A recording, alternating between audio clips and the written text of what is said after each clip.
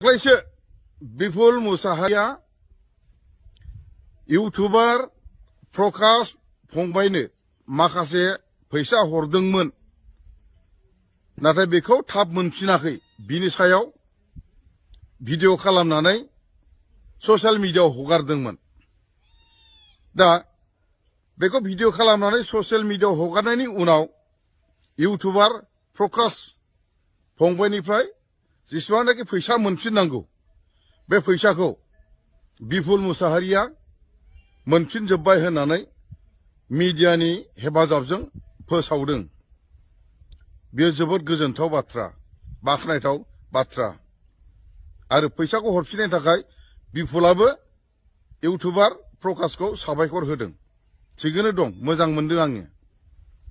दा मा लेनदेनाव फैसा लायामोन, बेसे गोबाव जायामोन, आं बेखौ सोंनो थाङा, मिथिनो लुबैया। नाथाय बिपुल मुसाहारि आरो प्रकाश इउटुबार बिथांमोननि माखासे लेनदेन जोबनानै थांबाय। दानिया बिपुल मुसाहारि आरो आंनि माखासे फैसानि लेनदेन, बिनि सायावसो आं बे भिडिअखौ बानायनो सिगांदों। नोंथांमोना बेखायनो खोनासंलां। बिपुल मुसाहारिया चिरां जिल्ला गुरुबासानि। बिथाङा बर' सावथुन मुलुगनि सासे दिहुनगिरि एबा प्रडिउसार। दा आङो गासै 14टा सावथुनाव खामानि मावबाय। आंबो सासे बर' सावथुननि एक्टर। नोंथांमोना हयथ' सावथुन मुलुगाव आंखौ नुबाय। दा 14टा सावथुन खालामनायनि गेजेराव आङो बिपुल मुसाहारिनावबो सावथुनाव आङो खामानि मावदोंमोन। बै सावथुननि मुङानो जाहैबाय फेसबुकनि सैनाय। फेसबुकनि सैनाय बे सावथुनाव आङो बिपुलनियाव खामानि मावदों। नाथाय दुखुनांथाव बाथ्रा, सावथुन मुलुगाव आङो खामानि मावनानै बिपुला रिमुनेसनखौ आंनो साफिसियेन्ट हराखै। मात्र 1,500ल' हरदों आंनो। शुटिं खालामनाय समाव मा होनना बुङो 500 थाखा हरबाय। बिनिफ्राय जेला भइस डाबिं जायो अब्ला 1,000 हरबाय। बे 1,500खौल' आं मोनदों। माखासे फैसाखौ आं दासिमबो मोनाखै। दिनैसिम बोसोरबा जाबाय। बे सावथुनखौ शुटिं खालामनाया 2019 मायथाइयावनो। 2019 मायथाइयाव शुटिं खालामदों, ओमफ्राय दिनैसिम बोसोरबा जाबाय। नाथाय बिथाङा आंनो रिमुनेसन हरिनि थाखाय आंदि भिडिअ खालामनानै हगारफेराखै। भिडिअ खालामनानै हगारफेराखै आङो बिपुल मुसाहारिनिफ्राय सिनेमायाव फाव खालामनानै आं फैसा मोनाखै होननानै बिथांखौ आङो भिडिअ मा होनना बुङो ससियेल मिडियानि गेजेरजों रावनो फोसावफेराखै। दिनैसो फोसावनो गोनां जादों आरो फोसावनोबो गोसो गैयामोन। बाथ्राया जाहैबाय बिपुला इउटुबार प्रकाशनाव फैसा मोननांगौखौ थाब मोनैनि जाहोनाव भिडिअ खालामनानै ससियेल मिडियायाव फोसावोबा, बयनोबो मिथिहोयोबा गावनि मोननांगौखौ, बा प्रकाशनि बैफोरबायदि थाब हरै आखलखौ बयनोबो मिथिहोदों।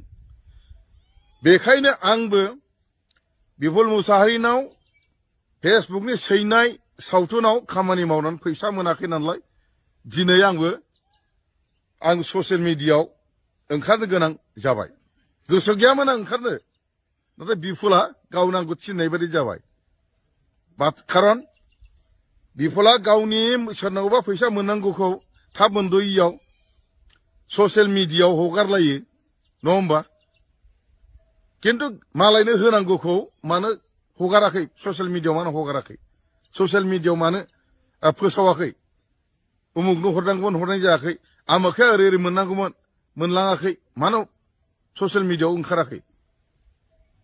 आं दहायनो बुंदों, बोसोरबा जाबाय आं ससियेल मिडियायाव ओंखारफेराखैमोन, बुंफेराखैमोन।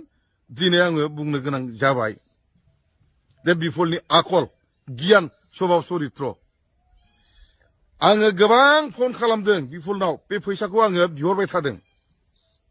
नाथाय बियो बुंदों फैसा गैथ'ला, फैसा गैथ'ला, फैसा गैला होननानै। अनेकबार आं फन खालामदों, अनेकबार बियो फैसा गैला होनदों।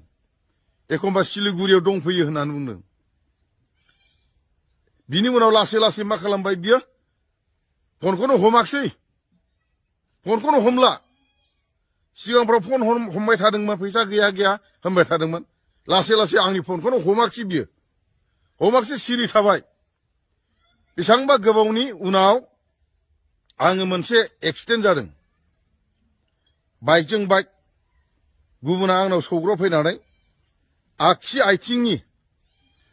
आथिंनि आसि फिसा नैबेबायदि आसि फिसानि नैबेबायदियाव हारा फिसा बायदोंमोन आथिंनिसो दे लोगोफोर आथिंनि आसि फिसानि नैबेबायदियाव हारा फिसा बायदोंमोन बेखौ आङो ट्रिटमेन्ट लानायाव एसे मदद मोनो खोमा साननानै फन खालामबाय थादों अब्लाबो हमाखै बियो नाथाय फनखौथ' हमखायाखिसै नालाय सिगांनिफ्रायनो बै आथिंनि बेन्डेज खालामनायखौ भिडिअ खालामदों आङो एक्सिडेन्ट जानानै नैबाव हारा बायदों आं दा ट्रिटमेन्टआव दङ नोंनाव सिनेमायाव फाव खालामनायनि माखासे मोननांगौ फैसाफोरखौ मोनोबा जोबोद गाहाम जागोन होननानै आङो बे भिडिअखौ बिपुल मुसाहारिनो WhatsAppनि गेजेरजों हरदों आरो बिथाङा बे भिडिअखौ नायदों नायनायनि उनाव आङो सानबाय भिडिअखौ नायबाय नालाय बियो आंनो फन खालामगोन खबर लाहरगोन साननानै नेबाय थादों आङो एक्सिडेन्ट जानायनि खोथाखौ मिथिहैबाय निसय आंखौ फन खालामगोन खबर लाहरगोन माबा मोनसे रायलायहरगोन नंनानै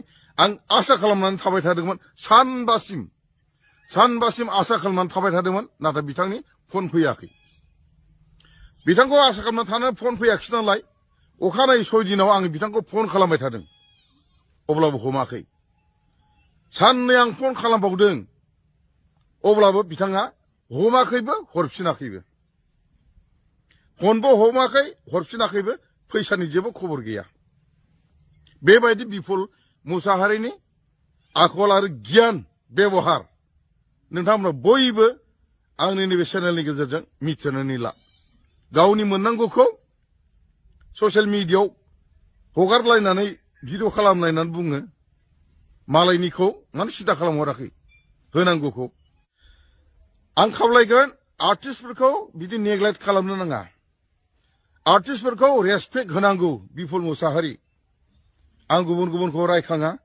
बिपुल मुसाहारिनि थाखाय स्पेसियेलि नैबे भिडिअखौ आङो बानायनो आर्टिस्टफोरखौ रेसपेक्ट होनो रोंनांगौ आर्टिस्ट नङाबा नोंनि सिनेमाया सोरजों जागोन सोरजोंनो सिनेमा बानायगोन नंगौना नङा रायजोफोर दा बिथाङा आर्टिस्टखौ रेसपेक्ट होनो रोङाखै आंखौबो रेसपेक्ट होनो रोङाखै अदेबानि रायजोफोरनि गेजेराव आङो नैबे खोथाखौ स्पष्ट बुंनानै दोनखागोन एथ' होनांगौ आङो डिमान्ड खालामफेराखै आरो रायलायनायबो जायाखै बुरजा फरानि गेजेराव सिनेमा गादों अब्लाबो 1,500नि आर्टिस्ट आं बायदिखौ बोरै मोनफेरो आंथ' 1,500नि आर्टिस्ट नङा स्पष्ट आं बुंखायो आङो गोजाम आर्टिस्ट आङो 1,500नि आं आर्टिस्ट नङा 1,500जों आंखौ बोरै मोनो आरो बिथाङा होआबो होनाखै होयोबो होनाखै फैसा गैया होनबाय उनाव फनखौनो हमाखै खमसे खमथ' एसे नायज' फैसा हरनांगौ खाथिनि जायो थांलाय फैलाय थाव खरसा जायो सिनेमा गानायाव शुटिं खालामनायाव खस्थ' दङ खारनांगौबा खारबाय थानांगौ जायो जायागौमानि थाबायनांगौबा जायागौमानि थाबायबाय थानांगौ जायो गाबनाय दंबा जायागौमानि गाबबाय थानांगौ जायो मिनिनाय दंबा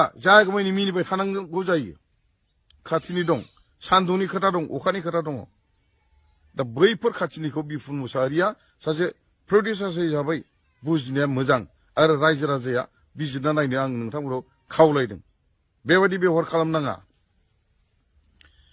दिनै बे बिपुल मुसाहारिया चिरां जिल्ला गुरुबासानि VCDCनि चेयारमेन बेखौ आङो खोनादों जेला चेयारमेन रानदों बै समाव आङो 3 लोगो गुरुबासानि लोगोनिफ्राय आं खोनादों मा होनना बुङो फसायाखै बिथांखौ चेयारमेन होनो बादोंमोन आंबो होनो बादोंमोन मानोथो होआ बै लोगो 3या बुंबाय नांलायलायदों रागा जोंलायबाय गावनो नांथारगौनो इलेक्सनाव 5 लाख गारदों होननानै बुंदों बेखायनो गावहा डिमान्ड खालामदों चेयारमेन नांगौ होननानै बेखायनो होबाय होननानै बुंदों ठीक আছে आंहा बुंनांगौ खोथा गैया इलेक्सनाव 5 लाख गारदों ना 10 लाख गारदों आंहा बेयाव जेबो गाज्रि मोननाय गैया चेयारमेन बिदों मोनदों मोजांल' मावनांगौ आंहा बेवहाय गाज्रि मोननायबो गैया एकमात्र आङो बुंनाया जाहैबाय नैबेखौल' बुंगोन काउन्सिल इलेक्सनाव नोङो चेयारमेन आसा खालामनानै 5 लाख गारनो हादोंब्ला चेयारमेन आसा खालामनानै काउन्सिल इलेक्शनाव नों 5 लाख गारनो हादोंबा नोंनाव आङो फेसबुकनि सैनाय सिनेमायाव खामानि मावनानै आंनि मोननांगौ फैसाखौ मानो हरनो हायाखै एबा मानो हराखै बे आंनि सोंनाय आंथ' 1 लाख बियाखै आंथ' 50,000 बियाखै मानो बेखिनिखौ हराखै बे आंनि सोंनाय रायजो राजाफोरखौ बिजिरनो बुजिनो आङो खावलायदों आर्टिस्टफोरखौ सनमान होनो रोंनांगौ बिफल मुसाहारि नों बिदि खालामनो नाङा बिनिफ्राय आं खावलायगोन बिसानि गासिबो दैदेनगिरि बिथांमोनखौ आङो रेसपेक्ट होयो आं बेखायनो खावलायगोन आर्टिस्टफोरखौ जाहाथे प्रडिउसारफ्रा बेबायदि निग्लेक्ट खालामा अन्नाय खालामा जाहाथे बिसाया बेखौ मा होनना बुङो जाय माने प्रडिउसारफोर बिथांमोनजों रायलायनानै रेजलिउसन पास खालामनाया मोजां मा होनना बुङो आर्टिस्टफोरजों रायलायखानानै माने सिनेमायाव खामानि मावनो थिननाया मोजां जाहाथे उनावहाय गाज्रि मोनलायनाय जाया आरो आर्टिस्टफोरखौ जाहाथे रेसपेक्ट होबाय थायो बेखौ आङो बिसाखौ मा होनना बुङो जयै रायलायनानै आर्टिस्टफोरखौ रेसपेक्ट माबोरै होनाय जायो बा माबोरै होनांगौ बेखौ बयखौबो प्रडिउसारफोरनो मिथिहोनो थाखाय आङो चेनेलनि गेजेरजों आङो बयखौबो खावलायहरदों दा बिदिब्ला आं गोलाव बुंला दिनै स्पेसियेलि नैबे भिडिअखौ बिफल मुसाहारि बर' सिनेमानि माने प्रडिउसार बिथांनि थाखाय खालामनानै बयनोबो मिथिहोबाय बिफलाबो बेखौ मिथिथों खोनाथों आरो बै इउटुबार प्रकाश फंबायाबो आंनि नैबे भिडिअखौ मोजां खोनासंनानै लायोब्ला बिफलनि सोमोन्दै मिथिगोन